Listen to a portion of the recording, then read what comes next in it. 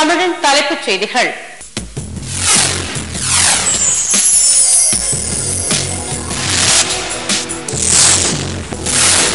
அகதிகளாக வந்துள்ள இலங்கை தமிழர்களுக்கு நிரந்தர குடியுரிமை மத்திய அரசை வலியுறுத்துவோம். அண்ணா நூற்றாண்டு விழாவில் தீர்மானம். தமிழீழ போராளி திலீபனின் 22வது நினைவு தினம். உலகெங்கும் தமிழர்கள் வீரவணக்கம். குடியாத்தம் நகராட்சியை கண்டித்து வரும் 29ஆம் தேதி ஆர்ப்பாட்டம். ஜெயலலிதா அறிவிப்பு.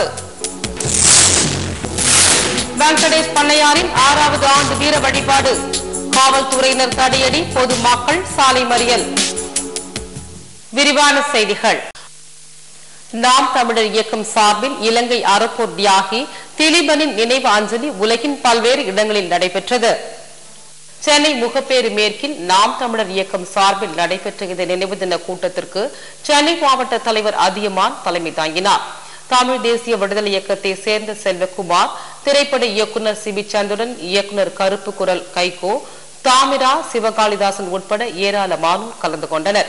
வீர வணக்கம், வீர வணக்கம், திலீபனுக்கு வீர வணக்கம், வீர வணக்கம், வீர வணக்கம், மாவீரன் திலீபனுக்கு வீர வணக்கம்,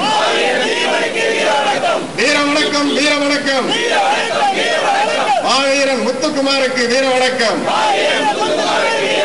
இலங்கை அரசு இடையே ஏற்பட்ட ஒப்பந்தத்தின் அந்த ஒப்பந்தம் ஒரு தவறான ஒப்பந்தம். அந்த தவறான ஒப்பந்தத்தின் சிறிய ஆதரவான சரத்துகள் படி கூட இந்திய அரசு நடக்க தவறி அதை கண்டித்து 12 நாள் ஒரு சொட்டு தண்ணீர் கூட குடிக்காமல் உண்ணாவிரதம் இருந்து தன் உயிரை நீத்த தமிழின போராளி மாவீரன் திலீபன் அவர்கள் நினைவை ஒவ்வொரு தமிழரும் நாம் போற்ற வேண்டும்.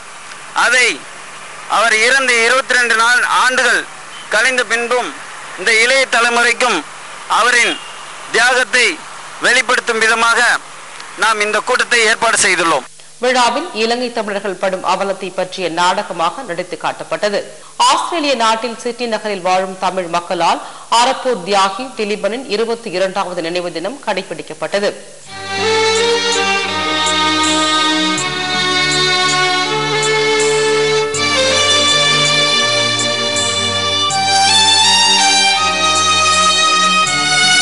கனடா நாட்டில் தியாகி திலீபனின் நினைவு தினத்தை அங்கு வாழும் தமிழ் மக்கள் கடைபிடித்தனர்.